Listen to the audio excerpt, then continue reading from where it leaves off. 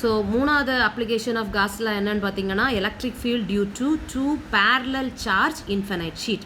இதுக்கு முன்னால் பார்த்தது என்னது, ஒரே ஒரு இன்ஃபைனைட் ஷீட் பார்த்தோம். இப்போ 2 ஷீட் வச்சுருக்கோம். 2 ஷீட்டும் பேரலாக இருக்குது. சரியா, 2 ஈக்குவலாக இருக்கிறதுனால 2 parallel charge infinite sheet.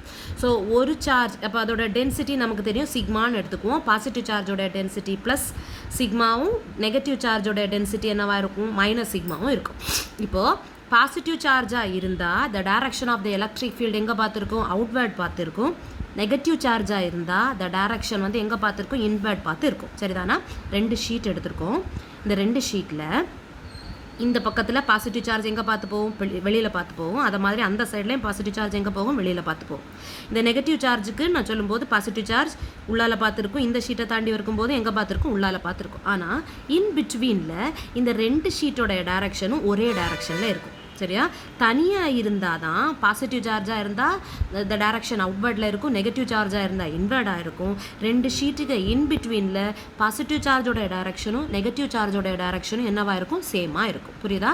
So the electric field due to 2 parallel charge infinite sheet பார்க்க போகிறோம். அப்போ என்ன கண்டிஷன் இதில், அவுட் சைடில் தே ஆர் ஈக்குவல் டு 0, ஆனால் இன்சைடில் டோட்டல் சார்ஜ் என்னவாக இருக்கும், சேமாக இருக்கும். So consider 2 infinitely long charge plane sheet with equal and opposite charge.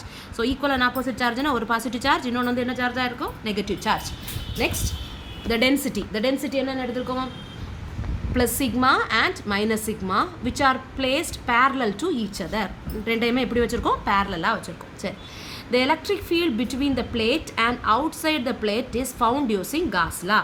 So இதுக்கு நம்ம என்ன அப்ளை பண்ண போகிறோம்னா, between the plate, in between the பிளேட்டுக்கு அவுட் சைட் த பிளேட்டுக்கு என்ன அப்ளை பண்ண போகிறோம், Gauss law அப்ளை பண்ண போகிறோம். சரியா, புரியும்னு நினைக்கிறேன் எக்ஸ்ப்ளனேஷன். சரி, the electric field between the plate and outside the plate is found using Gauss law.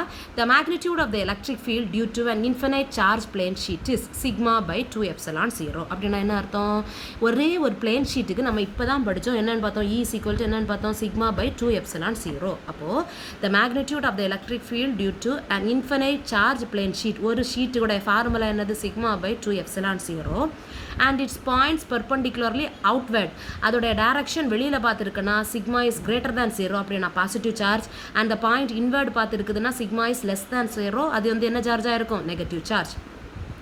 At the point P2 and P3, the electric field due to both the plates are equal in magnitude and opposite in direction. As a result, electric field at the point outside the plate is 0.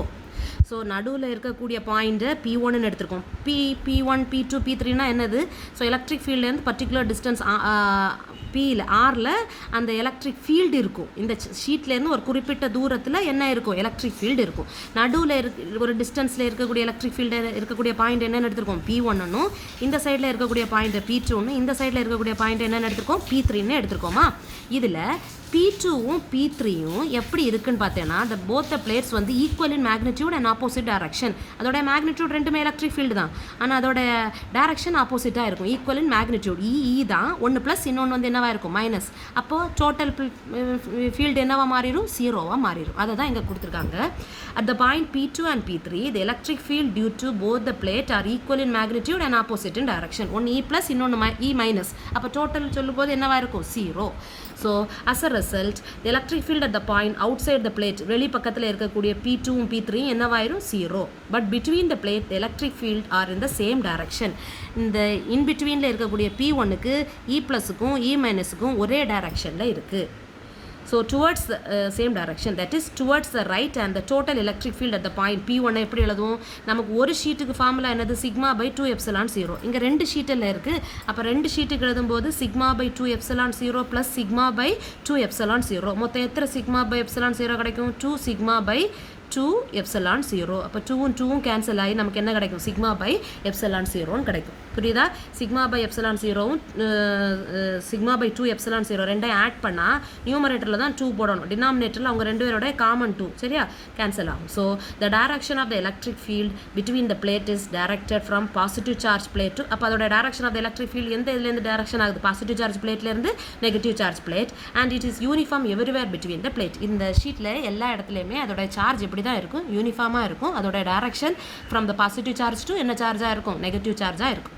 இது ஒரு 3 mark கொஸ்டினில் இருக்கலாம் அல்லது 5 mark கொஸ்டினில் இருக்கலாம். இதுவும் ஒரு important question தான். ஸோ 2 கொஸ்டினையும் படித்து எழுதுங்க. தேங்க்யூ.